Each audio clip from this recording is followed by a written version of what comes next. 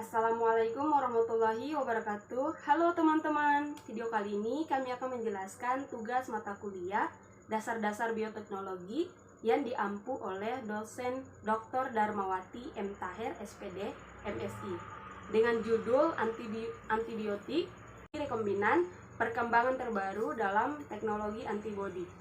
Di sini kami pakai dua artikel rujukan. Yang pertama, artikel utama, dan yang kedua itu artikel penunjang. Kami kelompok 1 beranggota 3 orang. Yang pertama Firly Nuraini Yusuf, kedua Nur Airin Ikram, saya sendiri, dan yang ketiga yaitu Nursida S. Badarudin. Di sini ada 4 submateri. Yang pertama struktur molekul antibodi, dan yang kedua antibodi rekombinan, ketiga yaitu pemanfaatan antibodi, dan yang keempat teknologi pembuatan antibodi rekombinan. Baik, masuk pada submateri yang pertama yaitu struktur molekul antibodi.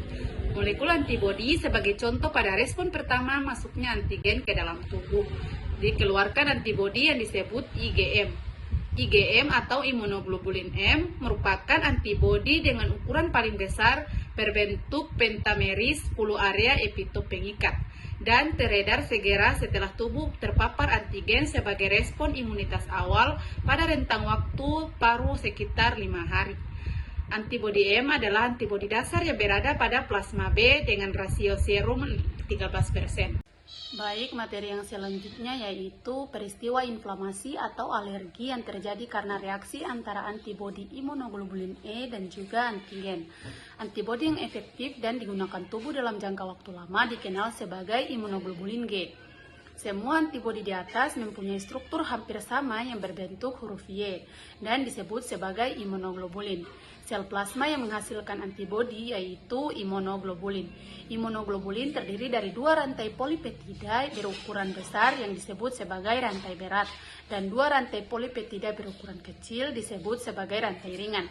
2 rantai polipeptida pada imunoglobulin saling dihubungkan oleh ikatan disulfida, dan antara satu rantai berat dan rantai ringan juga saling dihubungkan dengan ikatan disulfida.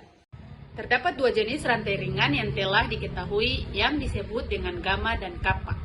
Sementara terdapat banyak macam rantai yang telah diketahui.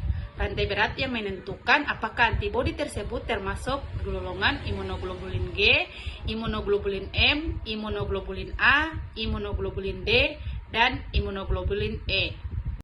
Baik, masuk pada submateri yang berikut yaitu sistem imun non-spesifik. Sistem imun non-spesifik merupakan sistem imun yang melindungi tubuh dari semua patogen, parasit, benda asing, atau sel berbahaya. Sistem imun non-spesifik dibagi menjadi 2 yaitu non-spesifik eksternal dan yang kedua yaitu non-spesifik internal.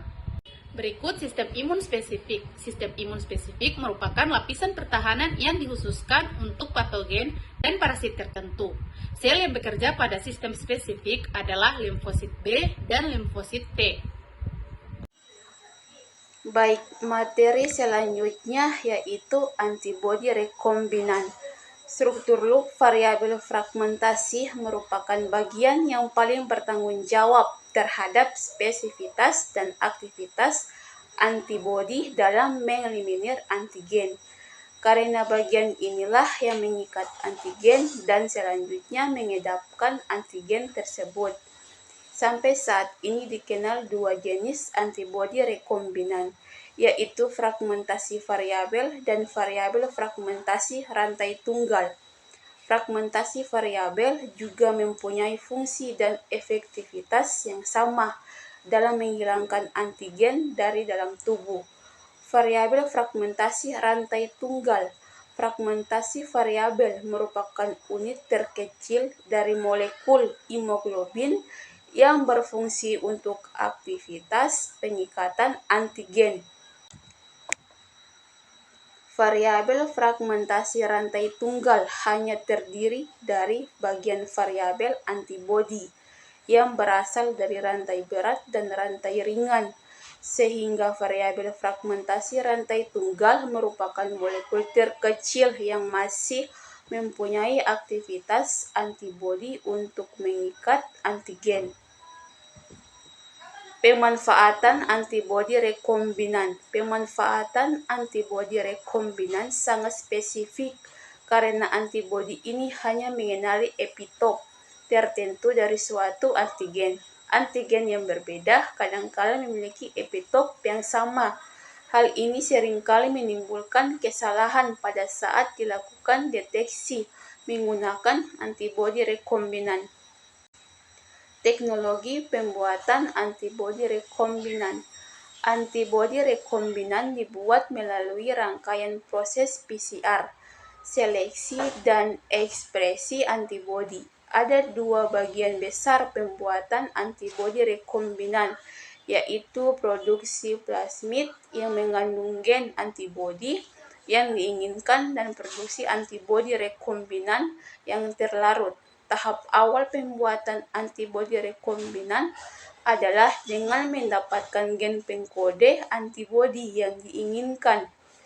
Gen ini dapat diperoleh dari sel penghasil antibodi atau sel B yang terdapat pada jaringan limpa hewan yang sebelumnya telah diimunisasi dengan antigen tertentu atau antigen yang akan dibentuk antibodinya. Jaringan limpa ini diambil dan mRNA-nya diisolasi menggunakan kromatografi afinitas. Itu saja penjelasan dari materi video kami. Wassalamualaikum warahmatullahi wabarakatuh. Dadah.